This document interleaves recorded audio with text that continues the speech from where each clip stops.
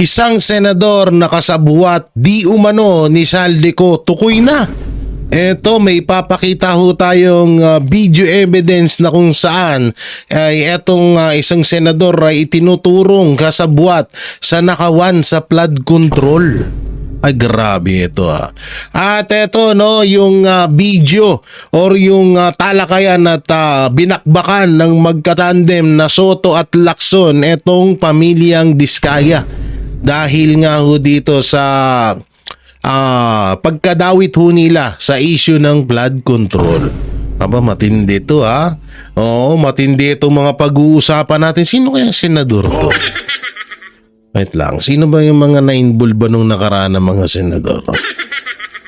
Pero medyo bakit parang bali-balita at parang nakikita rin naman din natin na parang dinadivert sa mga senador ang issue ng flood control. Bakit kaya? Parang natatay lang no?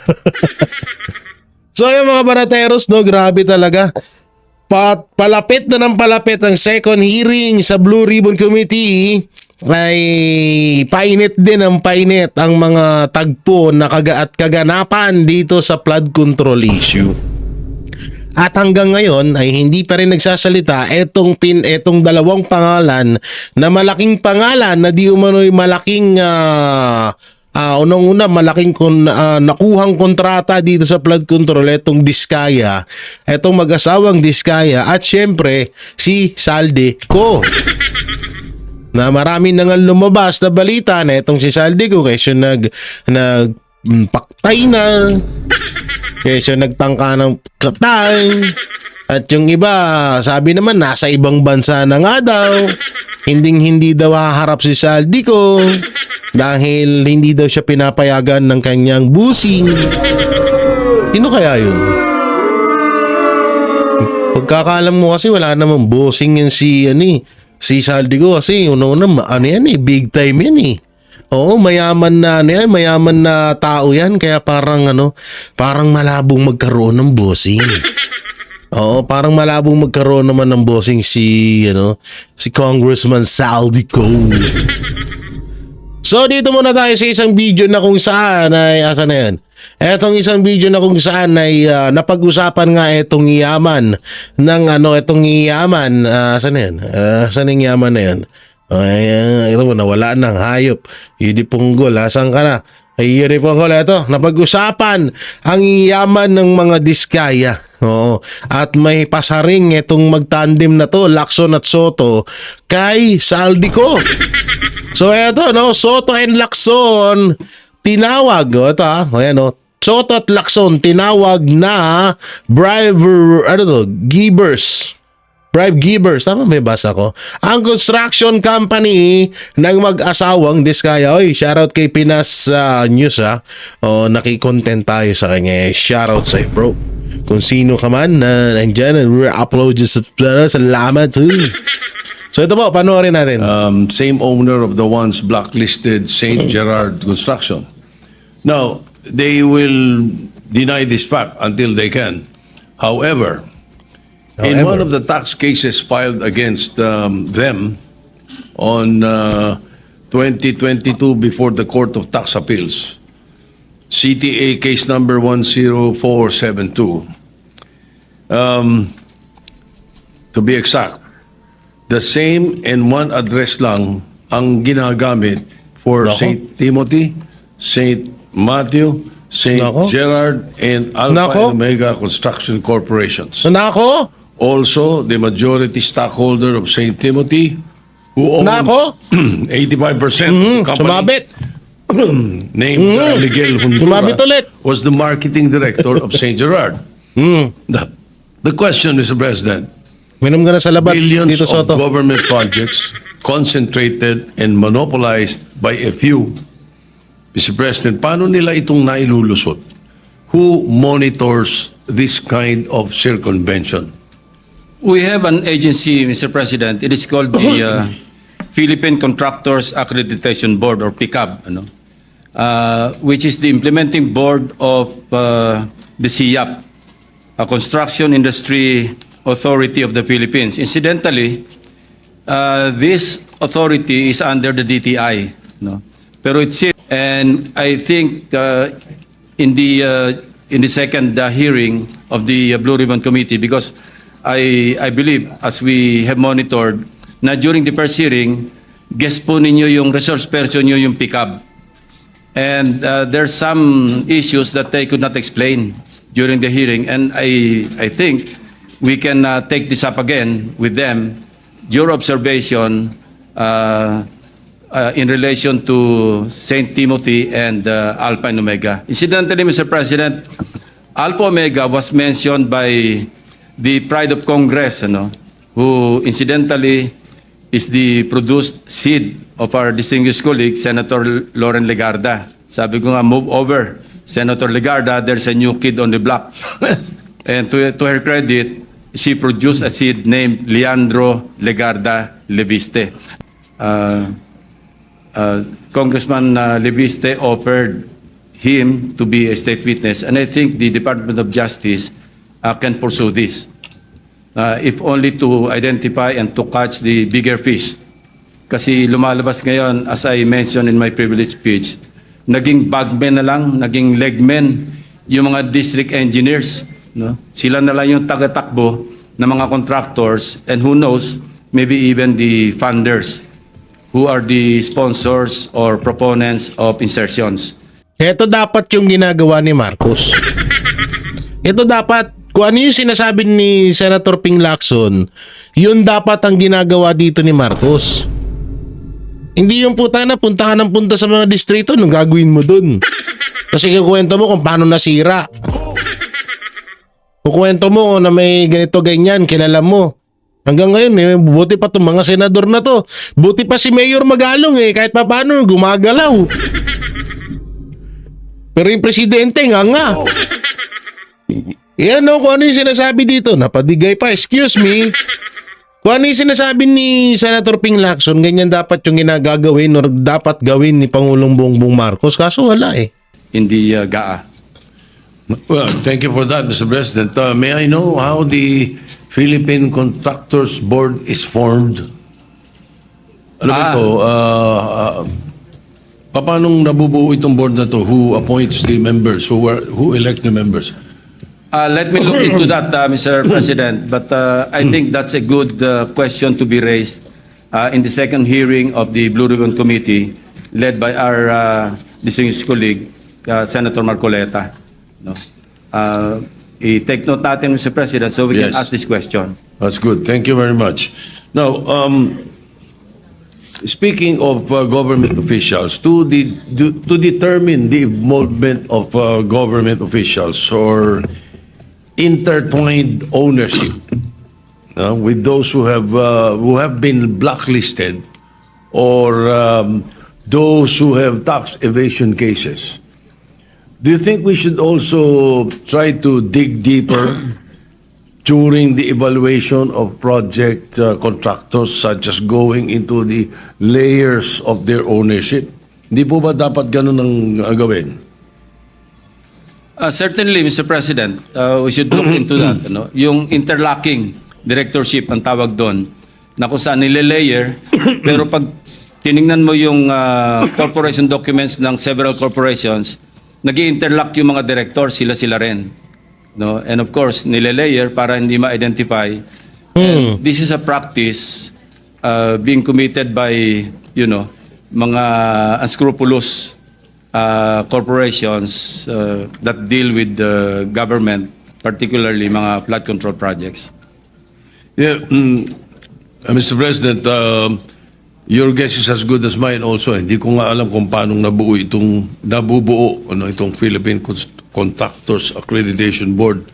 Kasi in 2023, the Bulacan River Project amounted to 96.4 million was deemed completed. However, upon the ocular inspection of the President, stated that more than 200 meters of revetment was not built. And the contractor is St. Timothy Construction Corporation. O sila na naman yun. So Sila na after naman this yun. anomaly, the PICAB, or yung Philippine Contractors Board, no? The PICAB license of St. Timothy was renewed from 2025 to 2027, allowing them to again participate in other massive government projects. How is this, how can this happen, Mr. President, Your Honor? Most likely, Mr. President, ghost project po ito. Yung minention tama. nyo na 96 million na peso flood control project. Ang nangyayari po kasi, Mr. President, as I also mentioned in my privilege speech, minsan yung lisensya ng contractor, hinihiram na lamang ng District Engineering Office. Naku po. At sila na nag-implement. Naku po. And the district engineer is the one, you know, upon receipt of the what we call project designation order. Naku po. Ayun ang mahirap dyan. Mag-organize na siya, he will appoint the project engineer, PE. And he will also appoint yung inspector unit, yung mag-i-inspect. And even if hindi makumpleto yung project kasi nga ghost, no, mag-i-issue na rin sila ng tinatawag na Statement of Works Accomplishment. Puro papel po ang tumatakbo, ang umaandar without the project being completed. And I think there's a failure in the monitoring system of the Department of Public Works and Highways in the central office. Kasi meron silang monitoring office under, I think, under a USEC, ano, in the department.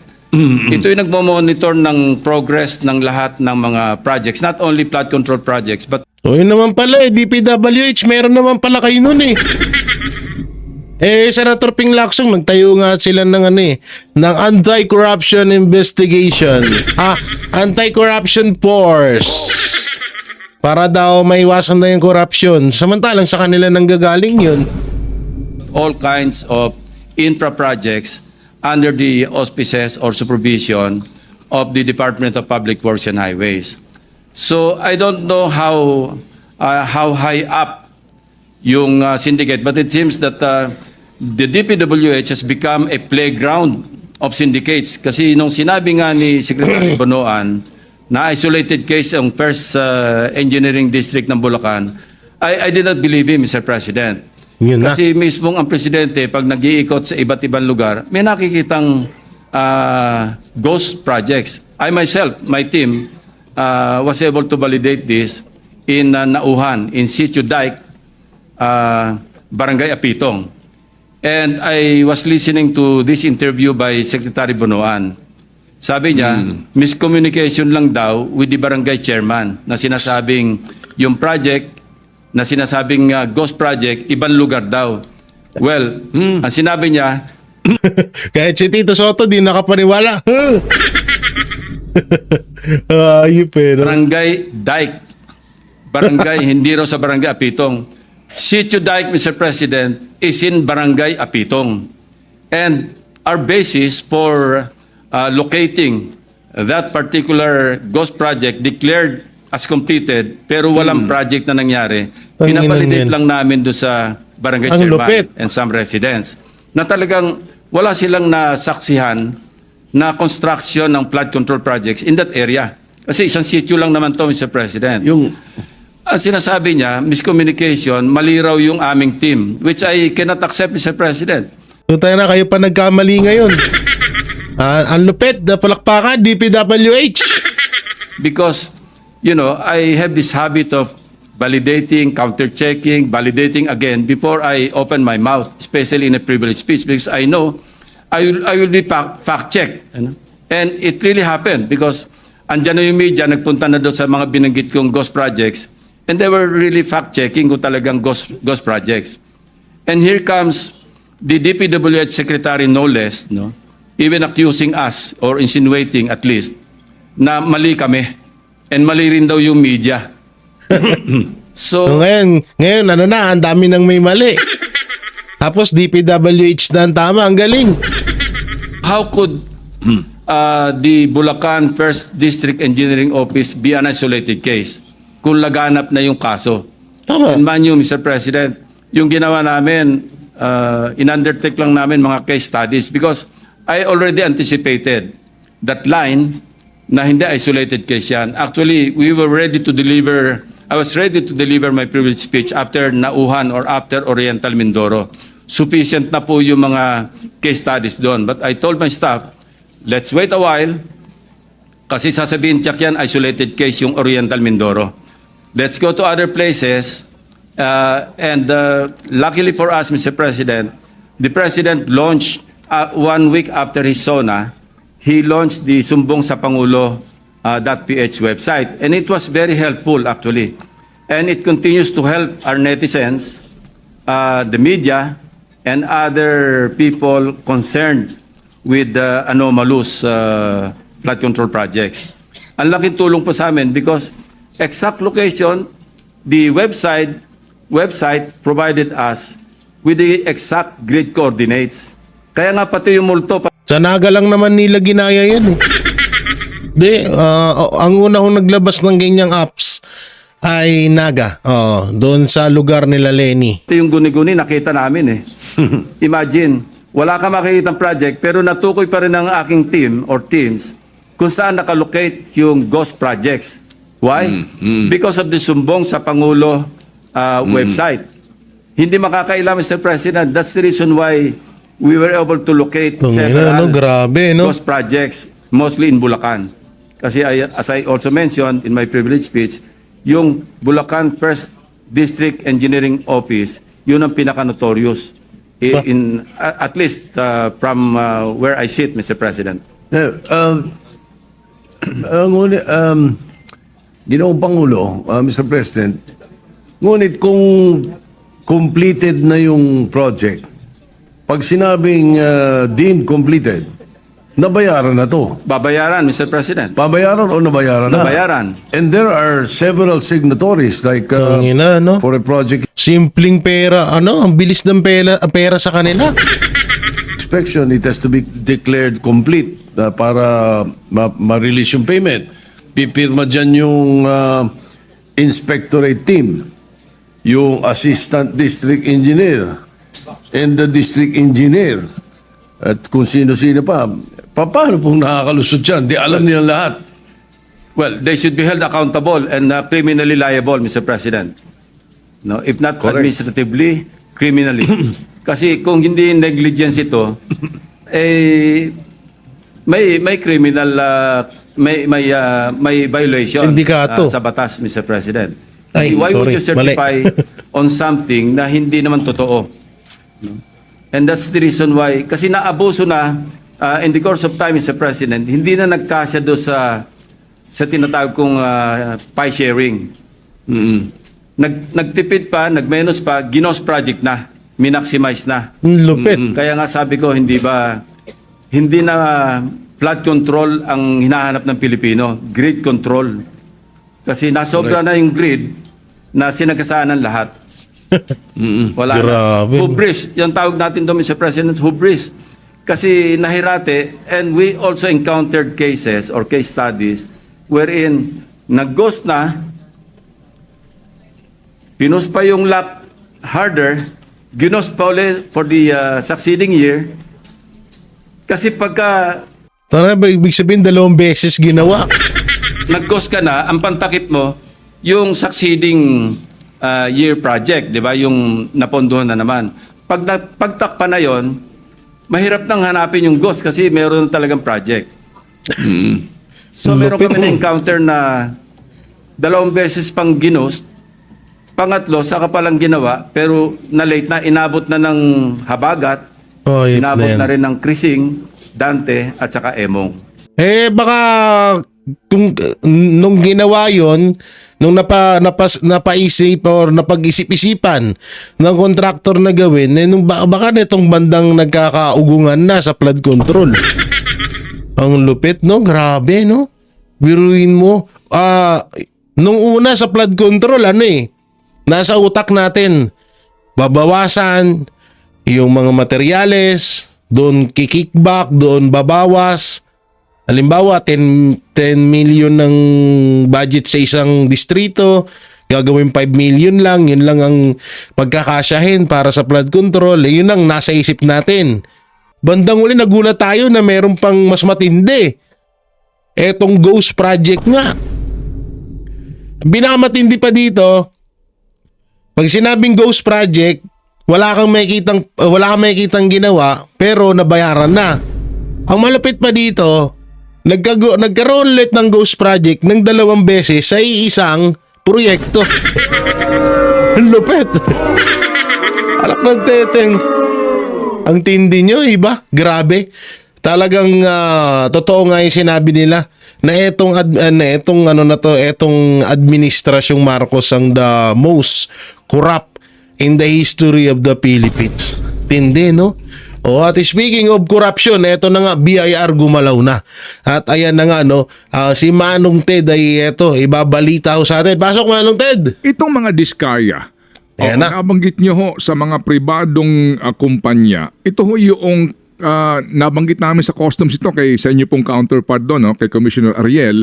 Sabi niya, abay, hindi basta-basta yan. Kukuha muna kami ng warrant, no, para mapasok yung kanilang private property kasi hindi naman bodega ng importer yan. Kapag ho ganyan na meron pong sinasabi na 40 at ang karamihan doon napakamamahaling sasakyan, sa BIR po, paano ang inyong diskarte doon? Paano ang inyong galaw po doon?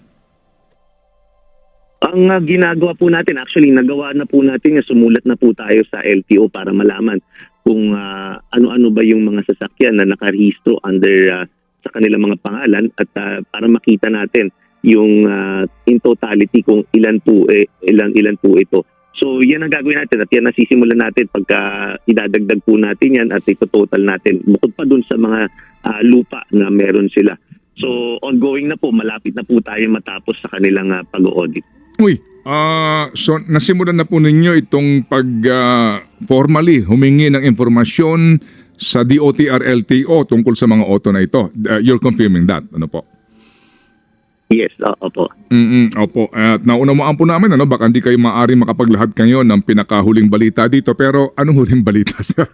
Opo, kung mamarapatin po ninyo. Opo.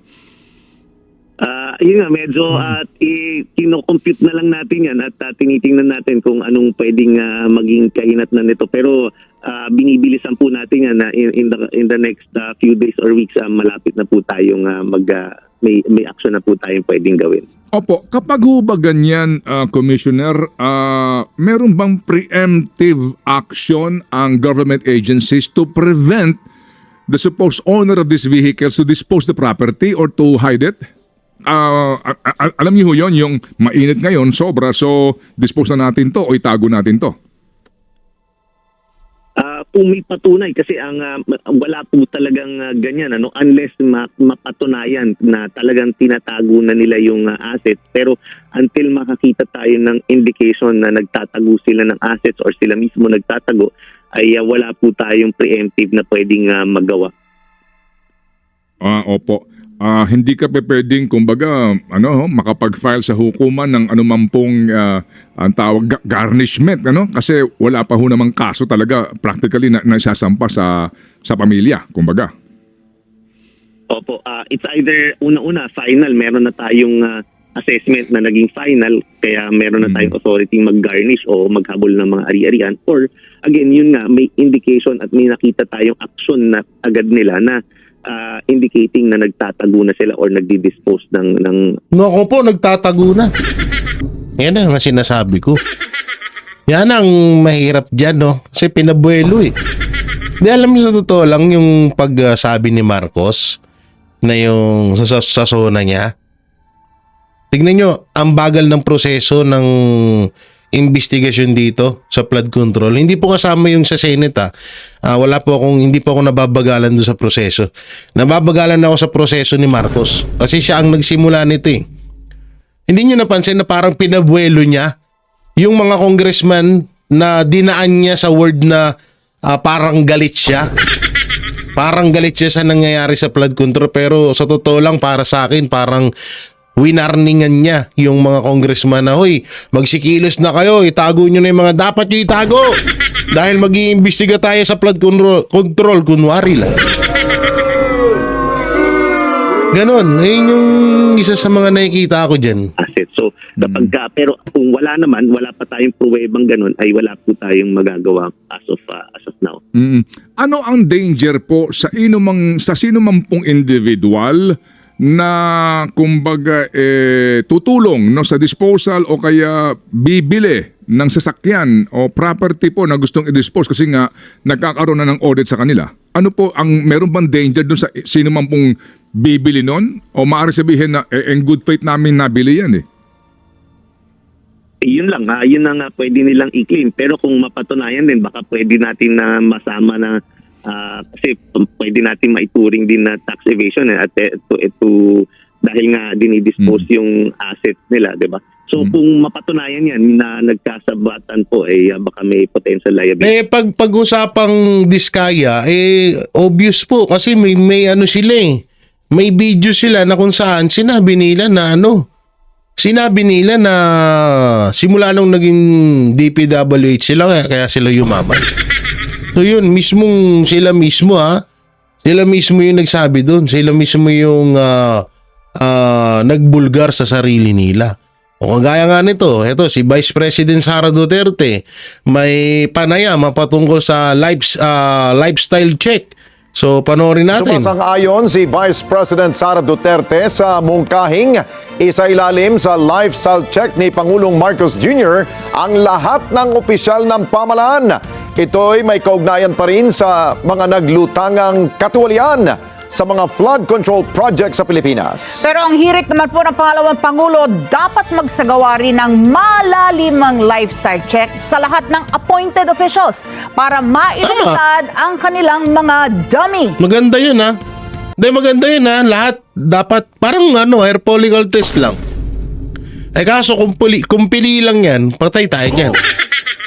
Git naman ng isang mambabatas na dapat pangunahan muna ni Pangulong Marcos Jr. Yan ang lifestyle maganda check dyan. bago ito'y patupad sa lahat ng opisyal ng gobyerno. Yan ang Tingnan maganda. natin ang live report ni Mean Corbera. Mean, alam na ba kung sino ang magsasagawa nito? Ano mga ahensya ng pamahalaan?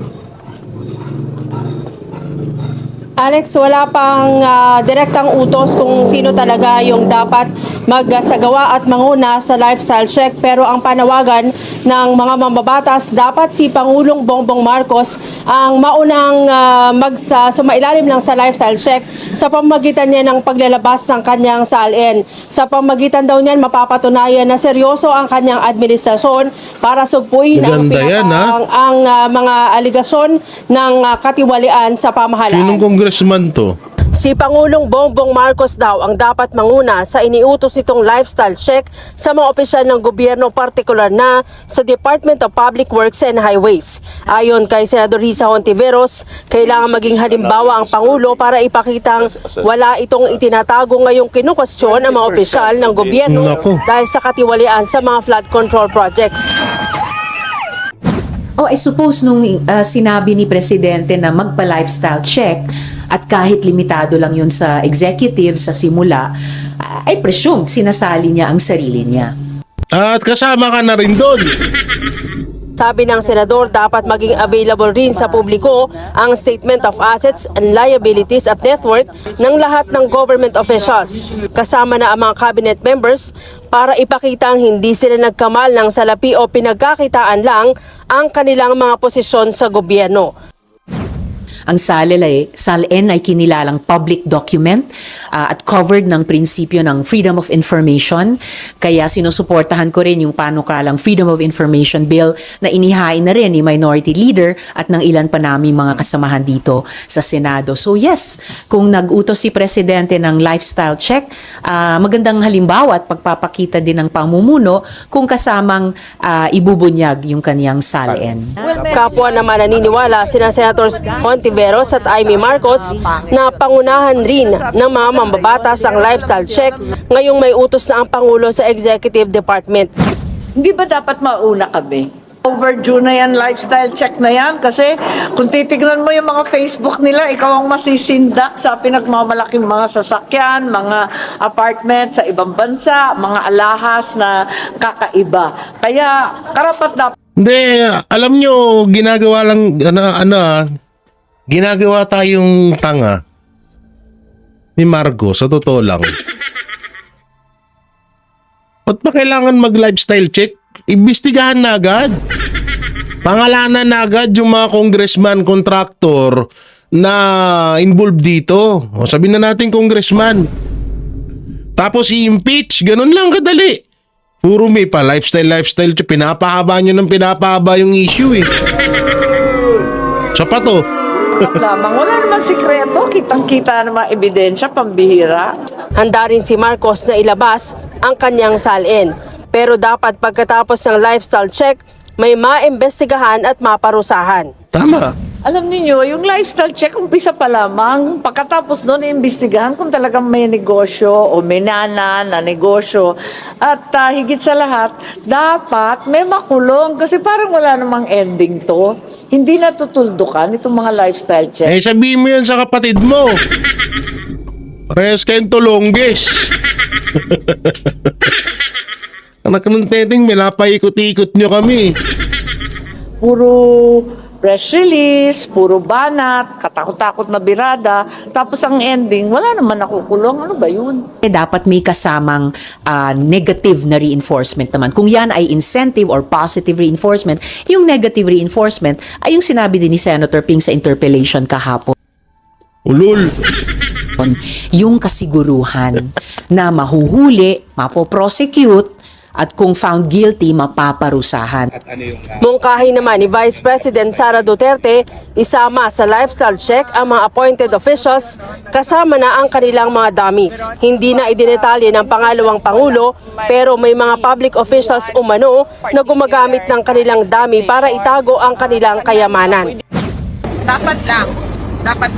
At hindi lang yung elected public officials, pati yung mga appointed public officials. At hindi lang yung mga yung on the surface na sasabihin natin kung ano yung nakalagay sa salin. Dapat deep dive kung sino yung mga dummy. Ilabas yung mga dummy ng mga public officials. Hinimok niya rin ang Pangulo na palawakin pa ang investigasyon hindi lang sa flood control projects kundi sa iba pang infrastructure projects na umano'y pinaghati-hatian rin ng mga mambabatas. Diretso nilang kinuha ang school building program, ang SBP, at pinaghati-hatian nila sa loob ng House of Representatives. At diretso nilang inattach yung listahan nila doon sa GAA version, House version ng GAA. At inakyat nila sa Senate. In fact, during the Senate hearing ng Department of Education, lumabas yun at tinanong yun ni Senator J.B. Estrada. Pero nung nagsabi kami, at alam yun ni BBM, wala naman siya reaction eh. So, kaduda-duda kung bakit bigla ngayon meron tayong investigasyon sa flood control projects. Kung seryoso talaga sila, and si BBM alam niya yan, kasi governor siya dati, mayor ako dati, alam natin lahat kung ano yung anomalya, ano yung korupsyon sa budget ng gobyerno, sa projects ng gobyerno.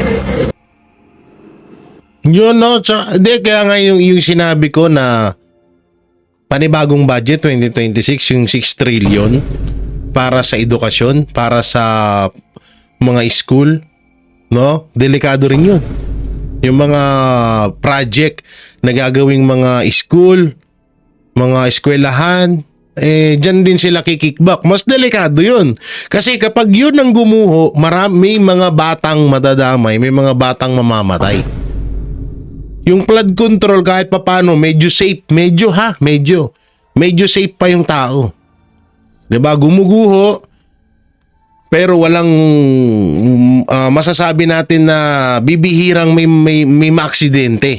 Oo. So yun nga lang, ang problema dyan, perwisyo, baha. Pero yung sa school, yung sa 2026 national budget, delikado yun. Sa oras na nahawakan ng mga korap na kontraktor yan, putay na sinasabi ko sa inyo, delikado sa mga kabataan yan. Sabi ko nga sa inyo, ako nakapagtrabaho ko dati sa isang kumpanya. Sikat na kumpanya noon. No? Natin na kapag tumalikod na, pag umalis na yung kontraktor, hinuhugot na yung mga bakal. Inuugot na yung mga bakal, dinadagdagan na ng mga buhangin at graba yung halo sa isang simento lamang. Halimbawa, ang talagang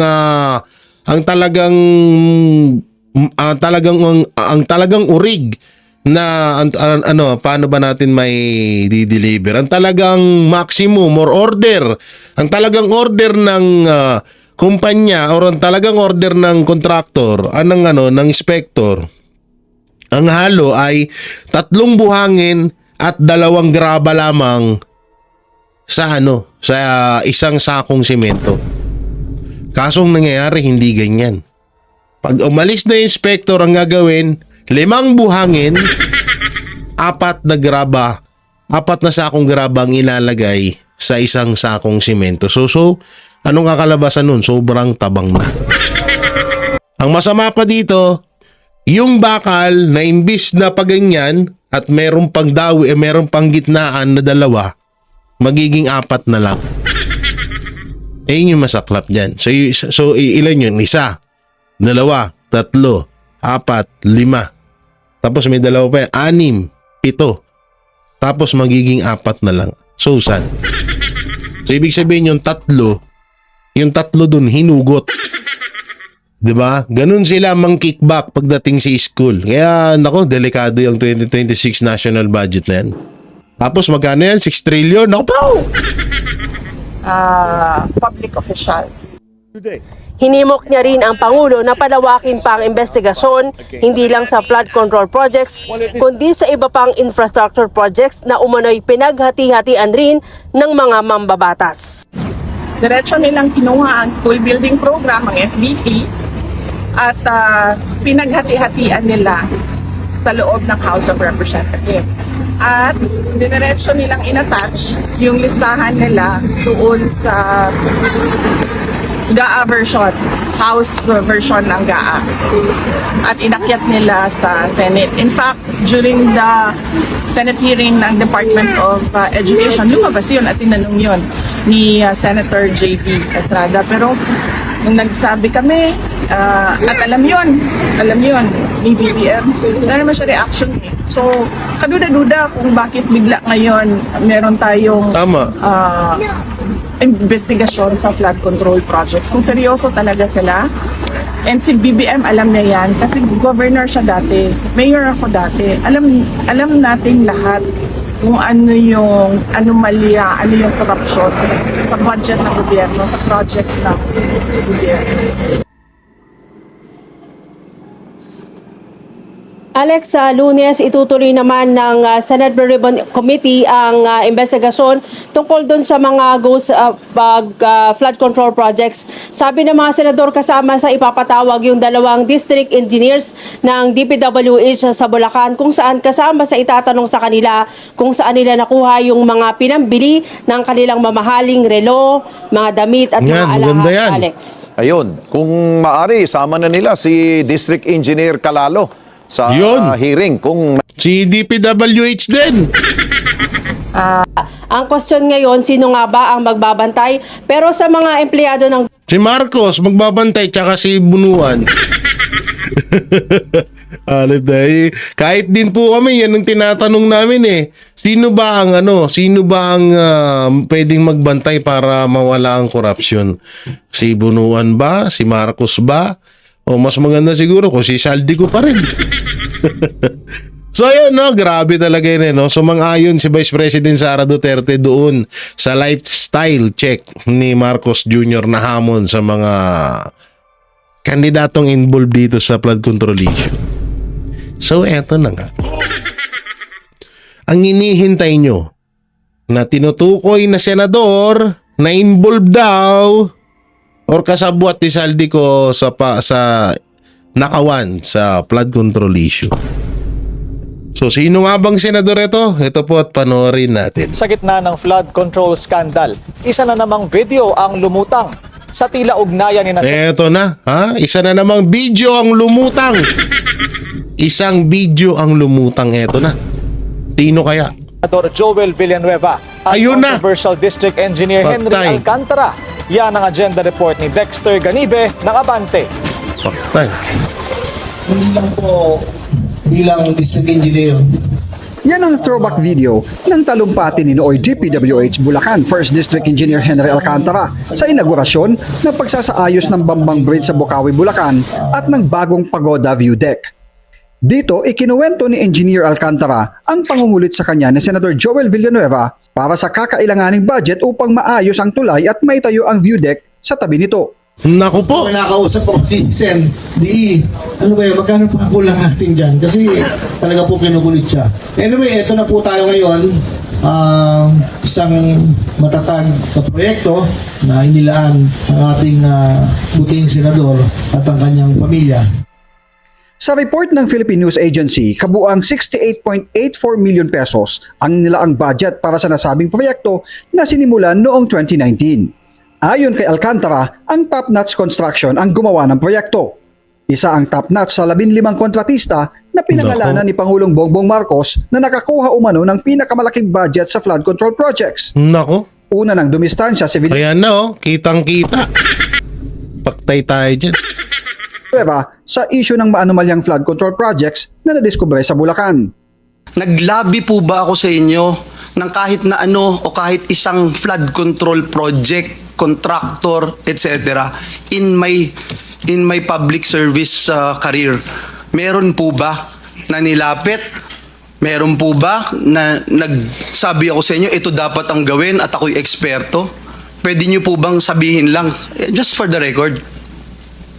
Well, for the record, Your Honor, I don't recall anything that came from you to propose any flood control project.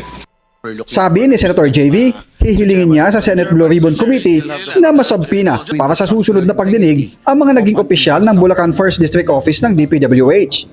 Itong dapat imbestigahan itong mga particular districts, mukhang masyado na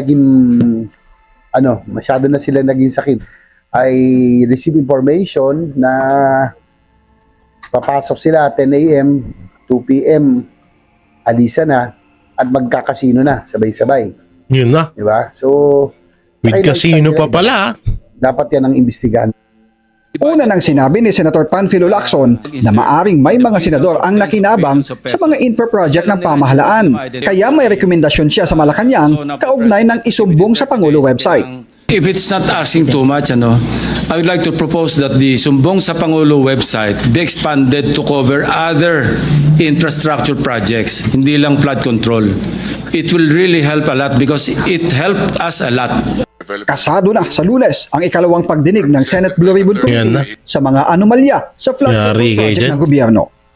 So yun no, ang may kukomento ko lang dito, saan na yun, mas maganda yan.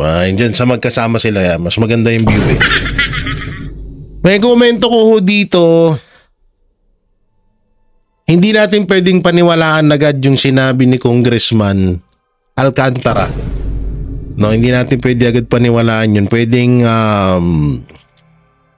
ginamit niya lang yung salitang yun para kasi noong mga panahon na yun siguro, nangangandidato itong si Villanueva. Pwede niya sabihin na ganun, pang hatak sa tao bayan. At hindi rin natin pwedeng agad baliwalain to. Naisipin agad natin na hindi talaga involved dito si Senador Villanueva. At pwede naman din nating isipin na ito ay katulad lang nung kay Senator Chis Escudero na isa ring demolition job para malihis ang issue kay Alcantara at mapunta kay Senator Villanueva. Yan yung nakikita ko. Pwedeng ganun ang mangyari kasi unang-una, pagputok ng issue sa flood control, Villanueva at Chis Escudero agad ang lumabas na mga pangalan. Diba? So, alam mo na agad. Alam mo na agad na parang may mali. No, may mali talaga. Pangatlo, bakit hindi kaya paimbestigahan ni Marcos Jr. etong si Alcantara para it's a tie? Papaimbestigahan kung totoo man itong dawit si Senador Villanueva, ganun din sana si Alcantara. Kaso ngayon ang nangyayari, puro na lang turuan. Tinuturo ni Alcantara si Villanueva. Sabi naman ni Villanueva, si Alcantara. Sabi ni Marcos, kilala niya yung mga wala naman nananagot. Sabi ng DPWH, wala silang alam sa mga ganyan, pero alam daw nila may ghost project. Wala daw silang alam. Mga congressman daw at contractor daw dapat ang tanungin. Tinanong yung contractor, tinuturo DPWH. Saan tayo pupunta? Ang hirap niya, ha? Pero kung sakali man, kahit na sabihin na natin na kumampi itong si Joel, or hindi naman kumampi, isa to sa mga bumoto sa archive ng impeachment laban kay Vice President Sara Duterte, hindi ibig sabihin nun ay kakampihan na natin agad siya. So syempre kapag dawit pa rin siya dyan sa flood control issue na yan, ay hindi pa pwede. Babanatan at babanatan natin siya. Ganun yun. So yan mga Banateros, mga kabiyaya, anong may kukomento nyo ho dito?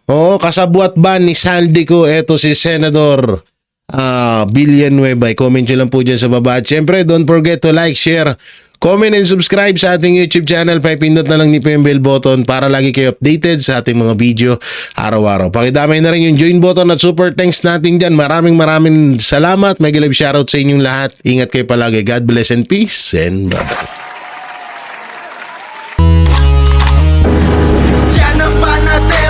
Walang inuurungan. Pag tama palakpakan, pag mali ay babanatan.